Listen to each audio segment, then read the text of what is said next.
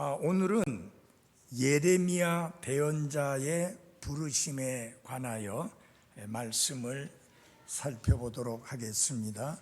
우리 다 같이 예레미야서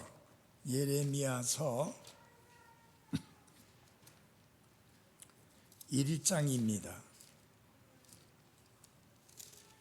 예레미야서 1장. 예레미야서 1장 1절입니다. 베냐민 땅 아나돗의 제사장들 중에 하나인 hil기야의 아들 예레미야의 말들이라, 그렇게 나와 있습니다. 예레미야는 이런 대언자로 불립니다. 눈물의 대언자. 왜냐하면 그가 굉장히 많은 눈물을 흘렸고, 그리고 유다 남왕국 사람들에게 하나님의 경고의 말씀을 들려주었지만 그 백성들은 그 말씀을 받아들이지 아니하고 오히려 예레미야 대언자를 괴롭히고 감옥에 가두고 고통을 가했습니다. 자, 이게 조금 있으면 이 사람들이 바벨론의 포로로 잡혀갈 것인데, 그거를 엄중하게 경고함에도 불구하고 그들이 듣지 아니하고 반역함으로 인하여서 그는 많은 시간을 눈물로 보냈습니다. 그래서 그를 눈물의 대언자라 이렇게 부릅니다. 성경 구절을 한번 찾아볼까요? 예레미야 9장 1절입니다. 오, 내 머리는 물이 되고 내 눈은 눈물 근원이 되어 내가 내 백성의 딸에 죽임당한 자들을 위하여 밤낮으로 울 수 있다면 얼마나 좋을까. 이렇게 그는 눈물의 대언자였었습니다. 그리고 유다 남왕국에 보내진 최후의 하나님의 대언자였습니다. 왜 최후의 대언자였느냐면은 예레미야 대언자의 대언 후에 유다 남왕국이 바벨론의 포로로 잡혀가고 70년 후에야 다시 그들이 예루살렘으로 돌아오게 됩니다. 그래서 유다 남왕국에 하나님께서 보내신 마지막 대언자였었습니다. 그의 상한 마음 가득한 사역은 무려 30년 이상 지속되었습니다. 그러니까 30년 동안이나 계속해서 유다 남왕국 백성들에게 경고하고 눈물로 호소하고 그들이 하나님께 회개하고 돌이킬 것을 강력하게 촉구했지만, 그럼에도 불구하고 유다 남왕국은 하나님 앞에서 회개하지 않았고, 회개하지 아니하고 계속 하나님께 거역하는 그 백성들로 인하여 예레미야 대언자의 마음은 상할 대로 상했습니다. 자, 하나님이 준비하시는 과정을 한번 보겠습니다. 하나님의 사람의 준비. 여기 보면은 예레미야 1장 1절과 열왕기하 2장 3절 4절을 비교해 보면은 hil기야의 아들, 제사장 hil기야의 아들이라고 했는데, 그 hil기야가 열왕기하에서는 대제사장이라 이렇게 불리고 있습니다. 그래서 예레미야는 대제사장의 가정에서 성장한 것으로 보여집니다. 자, 두 번째는 열왕기하 22장 특별히 8절과 12절로부터 14절까지 말씀을 읽어보면 예레미야의 아버지 hil기야가 하나님을 신실하게 따랐던 사람인 것을 볼 수가 있는데요. 우리 특별히 열왕기하 22장 8절을 보시겠습니다. 열왕기하 22장 8절입니다.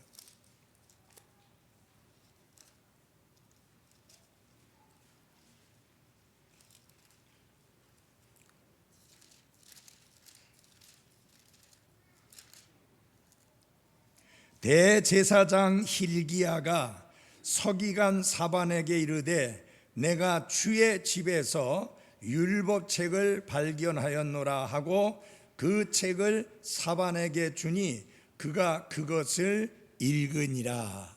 그는 하나님의 말씀이 기록된 책을 발견을 하고 그 책을 왕에게 전달하도록 한 것을 봅니다. 그는 하나님의 말씀을 발견했을 때 그것을 칼로 찢어서 불에 태우거나 없앤 것이 아니라 왕이 이 말씀을 알아야 하니 이 말씀을 왕에게 전달을 하라 할 만큼 그는 경건한 하나님의 사람이었습니다. 바로 이런 배경 아래에서 예레미야가 성장을 했습니다. 자, 하나님이 그를 부르시는 그 소명에 대해서 보시겠습니다. 예레미야는 대언자가 되도록 거룩히 구별되었습니다. 거룩히 구별되었다고 하는 것은 하나님 앞에 대언자로 쓰임을 받도록 하나님에 의해 선택되어졌다고 하는 것을 의미하는 것입니다. 자, 그가 뱃속에 지어지기 전에, 그가 태에서 나오기 전에 그는 하나님 앞에 대언자로 선택되어졌습니다. 그리고 특별히 그가 어린 아이였을 때 하나님에 의해서 선택되어졌는데요. 1장 6절을 보시기 바랍니다. 1장 6절입니다. 그때에 내가 이르되 아 주 하나님이여 보소서 나는 아이라 말을 할 수 없나이다 하니라. 자, 예레미야는 아주 어렸을 때에 하나님에 의해서 장차 대언자의 사역을 감당하도록 선택되어졌습니다. 자, 그 아버지의 저명한 신분 덕분에 어린 예레미야는 어쩌면 요시야 왕을 잘 알았고 그 요시야 왕과 친분을 가지고 성장했을 것이라고 생각이 되어집니다. 뿐만 아니라 예레미야 대언자는 요시야 왕과 동갑이었을 것이다, 같은 나이였을 것이다 라고 하는 것을 생각할 수 있는데 왜 그러느냐? 역대하 34장을 한번 찾아주시기 바랍니다. 역대하 34장입니다.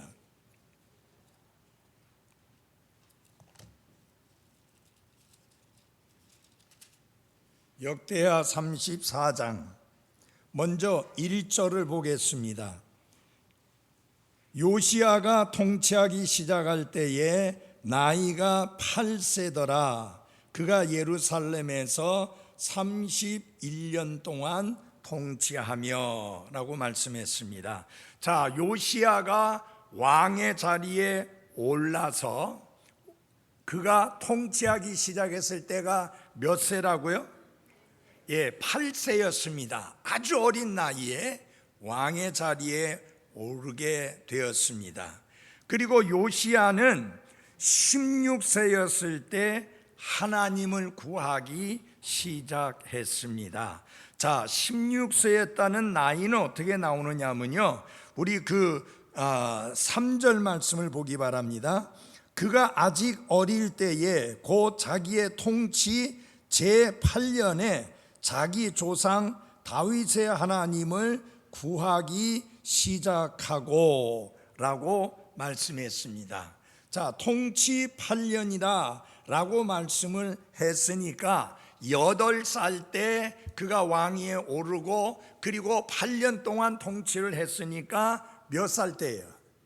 16살 때, 16세였을 때 그가 다윗이 구했던 하나님을 구하는 그런 아름다운 모습을 보이기 시작했습니다. 그리고 요시야 왕이 20세였을 때 나라를 재정비하기 시작했는데 나라를 영적으로 개혁하는 그런 일을 시작했습니다. 자, 3절에 보면요 이런 말씀이 나옵니다.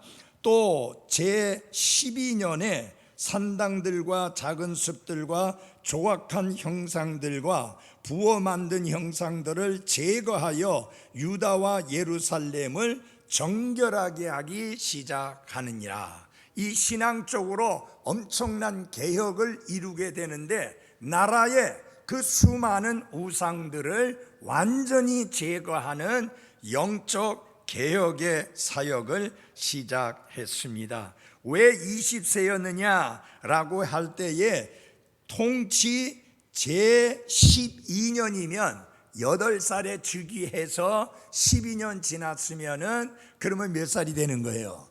20세가 되는 것입니다. 그래서 요시야가 20세였을 때에 나라를 영적으로 큰 개혁을 하게 되는 놀라운 사역을 시작했습니다. 그런데 안타까운 것은 요시야는 많지 않은 젊은 나이에 싸움터에서 그만 죽고 맙니다. 39세예요. 굉장히 젊은 나이에 그가 죽게 됩니다. 자, 역대하 35장 20절에서 24절까지 보면 그 요시야가 화살에 맞아 죽게 된 내용이 나오는데 그 내용이 더 중심이 아니기 때문에 읽지 않고 그냥 설명하겠습니다. 예레미야 대언자가 이 사건에 대하여 어떻게 반응을 했는지 역대하 35장 25절을 찾아주시기 바랍니다. 역대하 35장 25절입니다. 자, 23절부터 제가 읽어드릴게요. 활 쏘는 자들이 요시야 왕을 쏘매 왕이 자기 신하들에게 이르되 내가 중상을 입었으니 나를 데리고 나가라 하매 그러므로 그의 신하들이 그를 그 병거에서 데리고 나가고 그가 소유한 둘째 병거에 그를 태워 예루살렘에 데려오니라. 그가 죽어 그의 조상들의 돌무덤 중에 하나에 묻히니 온 유다와 예루살렘 사람들이 요시야로 인하여 애곡하니라. 그리고 예레미야는 어떤 반응을 보였는가? 예레미야는 요시야로 인하여 애곡하였으며 또 이날까지 노래하는 모든 남자들과 노래하는 여자들은 애가로 슬픔의 노래로 요시야에 대해 노래하고 그 애가들을 이스라엘에서 규례로 삼았더라. 보라, 그것들이 애가에 기록되어 있느니라. 요시야로 인하여서 슬피 통곡을 했습니다. 그만큼 여기 예레미야 대언자는 요시야 왕과 아주 깊은 친분을 가졌던 사람입니다.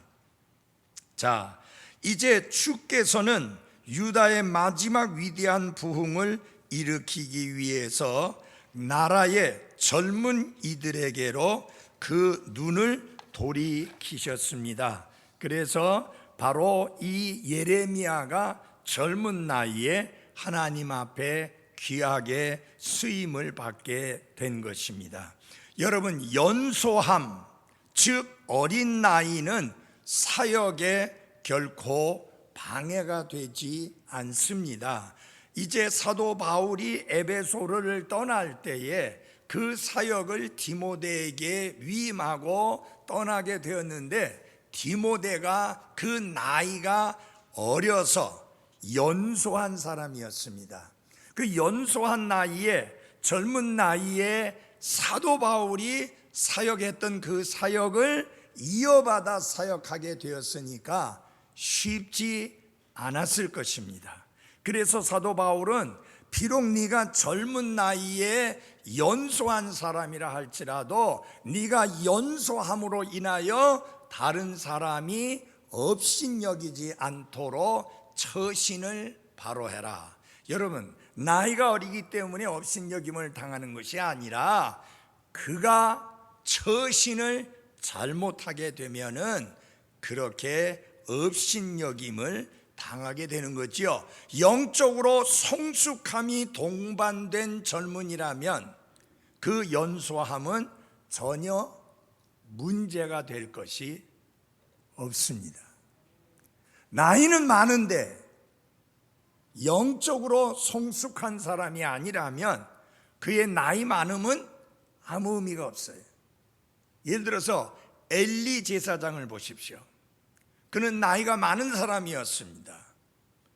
그리고 아주 심하게 비만했습니다. 그러니까 자기 아들들이 하나님의 말씀을 저버리고 악을 행함에도 불구하고 그 아들을 혼쭐을 내지 아니하고 그냥 방치했어요. 그건 무엇을 말하느냐? 엘리가, 그 제사장이 나이는 많이 들었지만 영적인 부분에서는 성숙한 사람이 아니었다고 하는 것입니다. 예레미야는 나이는 어렸고 젊었지만 아주 성숙한 하나님의 사람이었습니다. 그래서 중요한 것은 그가 나이가 많기 때문에 하나님이 들어쓰시고 그가 나이가 적기 때문에 하나님이 들어쓰시지 않는 것이 아니라 그가 영적으로 성숙한 사람이라면 하나님은 연소함에 상관없이 하나님께서 그를 들어쓰십니다. 사실은 여러분, 다윗이 하나님 앞에 귀하게 쓰임 받을 때는 나이가 많았을 때가 아니라 연소했을 때 오히려 하나님 앞에 귀하게 쓰임 받았습니다. 솔로몬 마찬가지예요. 그가 연소했을 때는 영적으로 아주 성숙한 모습을 보였는데 이제 결혼할 나이도 되고 마누라를 두기 시작하면서 하나님께서는 이집트 사람이나 다른 나라 사람을 아내로 맞이하지 말라고 하심에도 불구하고 그 말씀을 무시하고 이집트의 여자들을 아내로 맞으면서 그들이 가지고 온 우상 숭배에 함께 빠지는 것을 보게 됩니다. 중요한 것은 우리가 나이가 들어가는 게 중요한 게 아니라 날로 성숙해지는 게 중요합니다. 그래서 늙어가지 말고 성숙해가는 그리스도인들이 되어야 합니다. 자, 이렇게 하나님의 부르심에 대하여서 예레미야는 처음에 어떻게 반응을 했는가? 하나님, 저는 아닙니다 라고 처음에는 하나님의 부르심에 대하여 거부하는 그런 반응을 보였습니다. 그 이유가 이제 나옵니다. 1장, 예레미야서 1장 6절을 열어주시기 바랍니다. 예레미야서 1장 6절입니다. 자, 그가 거부하는, 하나님의 부르심을 거부하는 첫 번째 이유가 뭐냐? 그때 내가 이르되 주 하나님이여 보소서, 나는 아이라 말을 할 수 없나이다 하니라.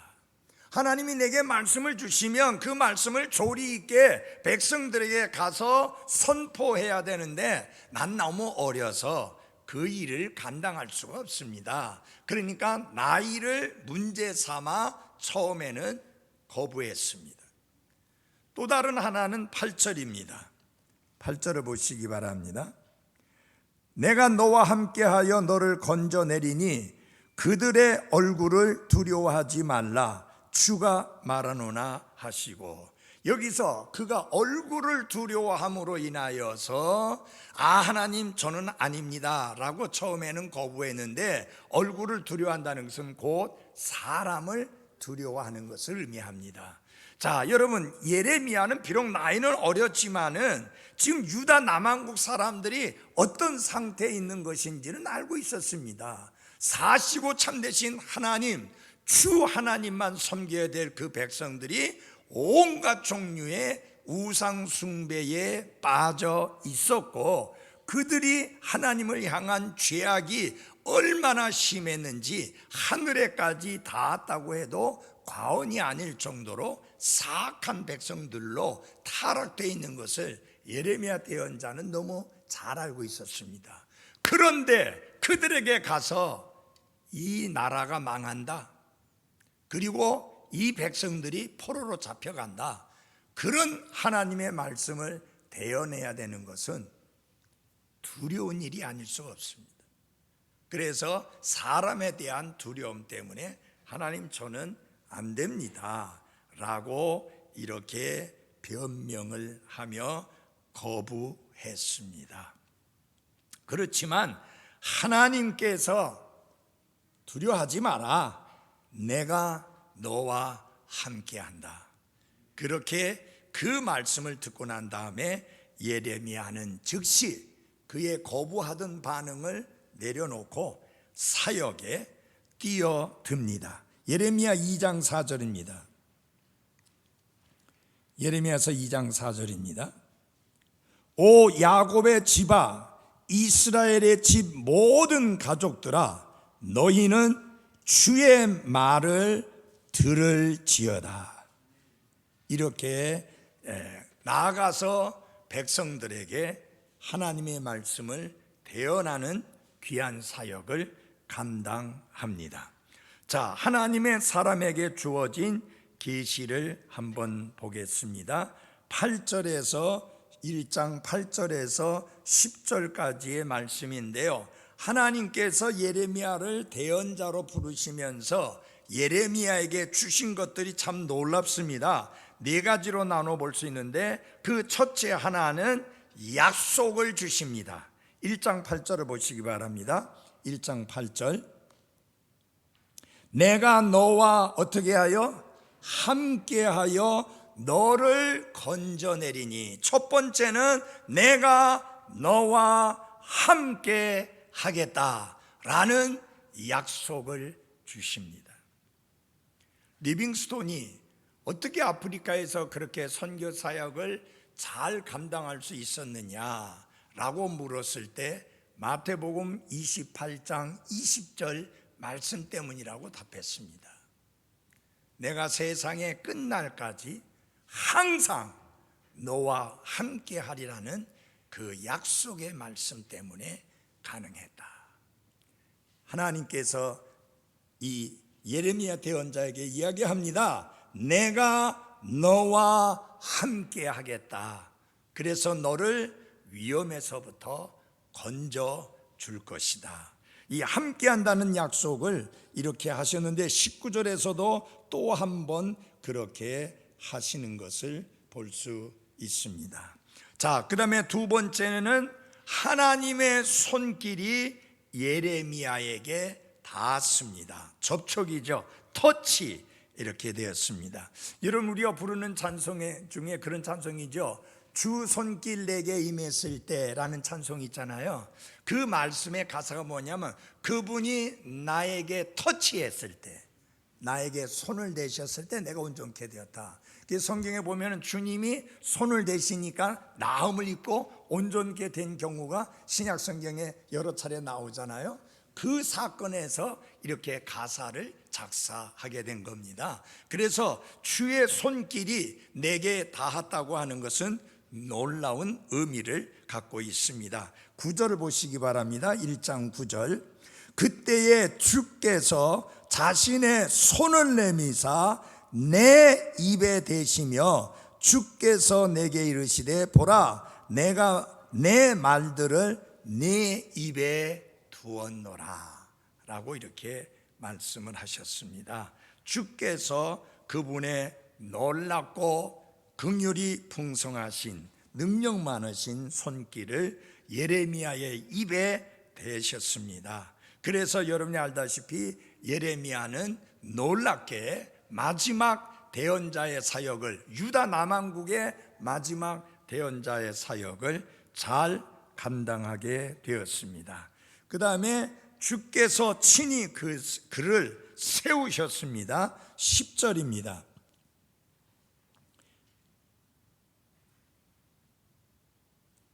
1장 10절입니다. 보라, 내가 이날 너를 민족들과 왕국들 위에 어떻게 해요? 세워라고 말씀했습니다. 예레미야를 대언자로 친히 세우신 분은 주 하나님이십니다. 그를 대언자로 임명하신 분은 왕이 아니고 하나님이십니다. 하나님께서 그를 세우셨습니다. 임명하셨습니다. 그리고 17절에 이제 명령을 주십니다. 1장 17절입니다. 그러므로 너는 네 허리를 동이고 일어나 내가 내게 명령하는 모든 것을 그들에게 말하라. 그들의 얼굴을 대할 때 놀라지 말라. 내가 그들 앞에서 너를 당혹스럽게 할까 염려하노라.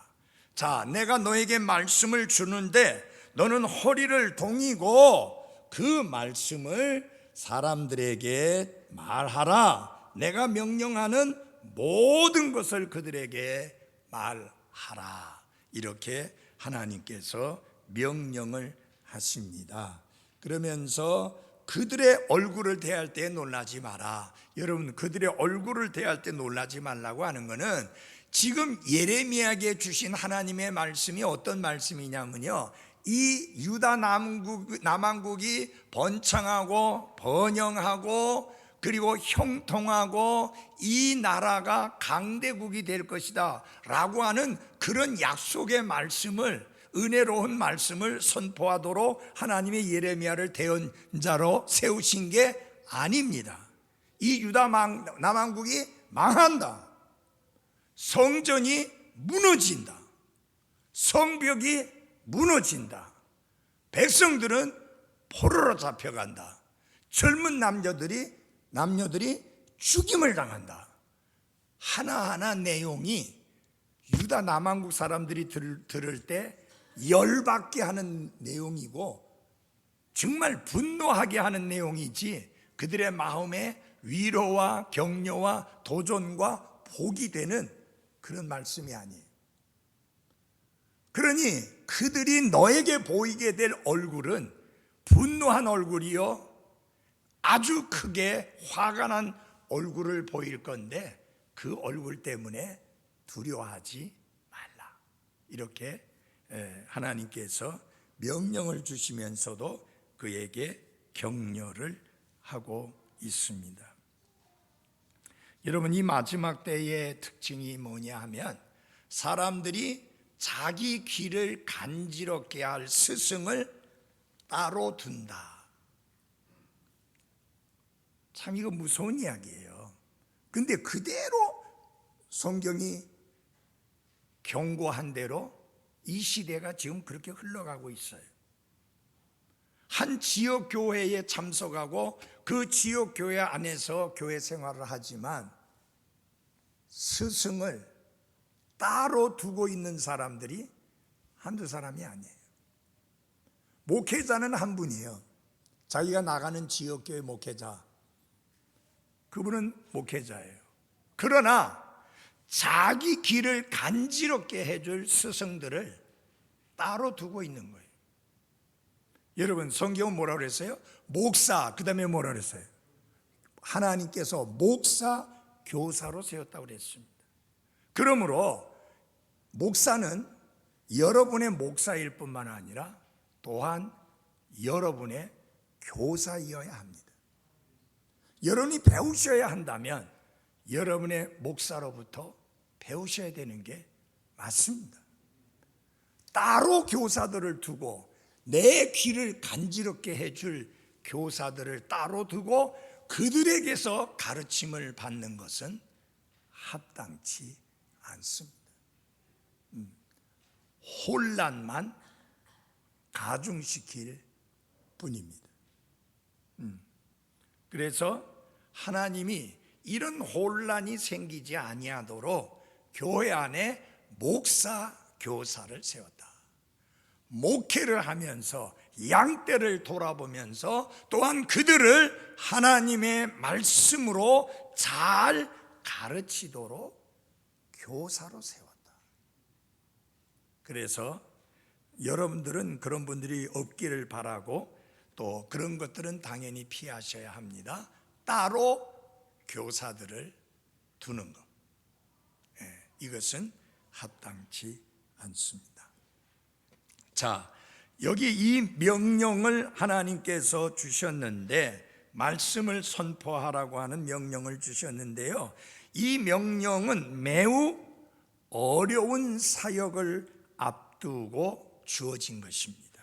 왜냐하면 이 명령을 수행하게 될 때에 하나님이 주신 말씀을 유다 남왕국 백성들에게 선포하고 대언하게 될 때에 어떤 결과가 따라오게 될 것인가?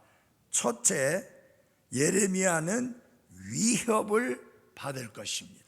자, 어떤지 한번 찾아보겠습니다. 11장 21절 빨리 찾아보도록 하겠습니다. 11장 21절. 그러므로 주가 아나도 사람들에 관하여 이같이 말하노라. 그들이 내 생명을 찾아다니며 이르기를 네가 우리 손에 죽지 아니하려거든 주의 이름으로 대언하지 말라 하는도다. 사람들이 예레미야를 찾아다니면서 하는 말이, 너 죽고 싶지 않으면 입 다물고 있어.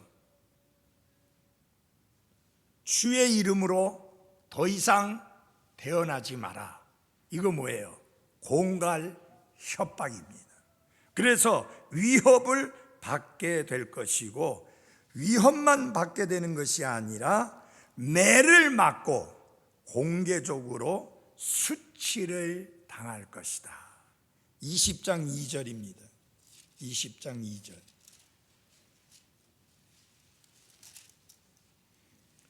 그때에 바수울이 대언자 예레미야를 때리고 베냐민의 높은 문에 있던 착고에 그를 채워 두었는데 그것은 주의 집 옆에 있더라. 아주 아이러니예요. 주의 집 옆에 주의 대언자를 착고에 채워서 매달아 놓았다. 그 착고에 채우기 전에 먼저 어떻게 했다고 그랬어요? 때렸다 그랬어요. 그리고 중상모략을 당할 것이고 감옥에 갇힐 것이며 지하 감옥에 던져질 운명이 기다리고 있었습니다. 이런 상황이 예레미야 대언자에게 실제로 있었습니다. 한번 보시기 바랍니다. 37장 15절입니다. 예레미야 37장 15절.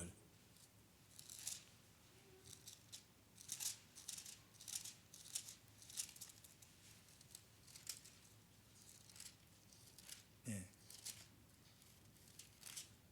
15절 제가 읽어드리겠습니다. 그러므로 통치자들이 예레미야에게 화를 내고 그를 때려서 서기관 요나단의 집에 있던 감옥에 가두었으니 이는 그들이 그것을 감옥으로 삼았기 때문이더라. 여러분, 서기관이 뭐 하는 사람이냐면요, 하나님의 말씀을 이렇게 옮겨 적는 일을 하는 사람이에요. 그 사람 집에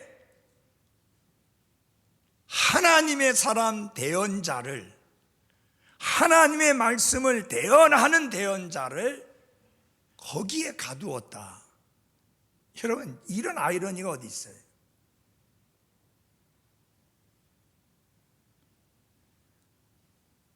그리고 이것보다 더 끔찍한 것은 38장 6절입니다. 이에 그들이 예레미야를 붙잡아 함멜렉의 아들 말기야의 지하 감옥, 곧 감옥들에 있던 지하 감옥에 던져 넣으며 예레미야를 밧줄로 달아내리니라. 그 지하 감옥에는 물이 없고 진창뿐이므로 예레미야가 이처럼 진창 속에 빠졌더라. 얼마나 이게 깊었던지 줄로 달아서 내렸다. 다행히 물은 없었지만 거기가 진창이었다. 이거 빨리 안 건져내 주면 거기서 굶어 죽는 거예요. 바로 이것이 예레미야 대언자가 하나님이 주신 말씀을 대언함으로 인하여 겪었던 고통이었습니다. 자, 이런 끔찍한 고통이 예레미야 대언자를 그 사역을 포기하도록 했을까요? 아닙니다. 예레미야 대언자는 한 번 불평했습니다. 12장 1절을 보시기 바랍니다. 예레미야서 12장 1절.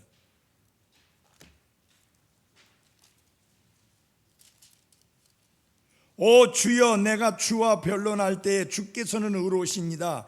그럼에도 내가 주의 심판대에 대하여 죽게 하려고자 하오니 어찌하여 사악한 자들의 길이 형통하나이까 하니까 어찌하여 크게 배신하는 자들이 다 행복하니까.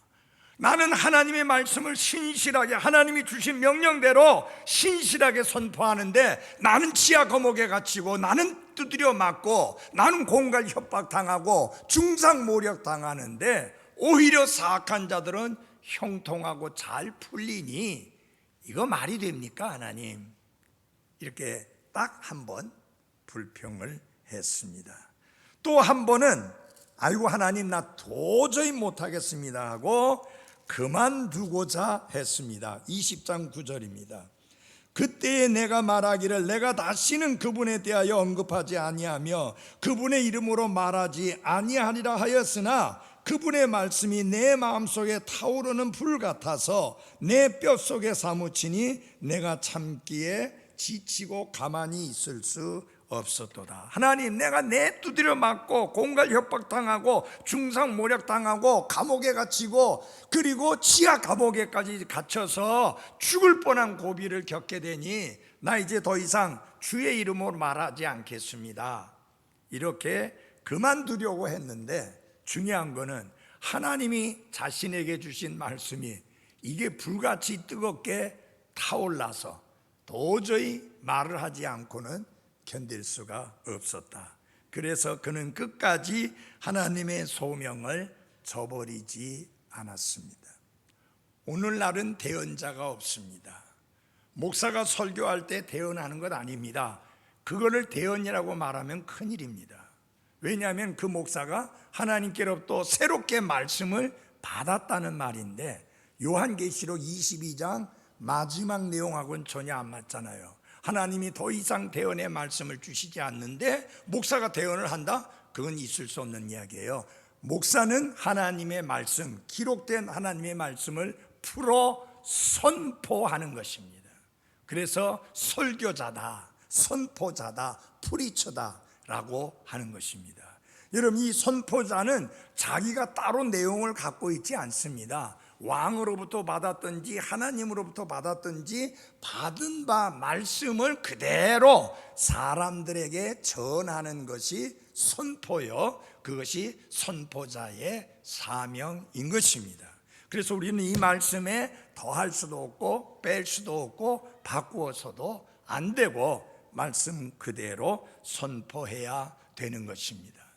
지금은 공산주의 국가를 빼놓고는, 사회주의 국가를 빼놓고는 우리가 복음을 전하고 하나님의 말씀을 선포하고 심지어 경고의 말씀을 선포한다 할지라도 잡혀가거나 옥에 갇히지 않습니다. 그렇다고 목사의 길이 쉽고 편한 것은 결코 아닙니다. 그래서 여러분들은 목사를 위해서 많이 기도해 주셔야 합니다. 하나님이 부르신 사명을 끝까지 잘 감당할 수 있도록 힘써 기도해 주시기를 바랍니다.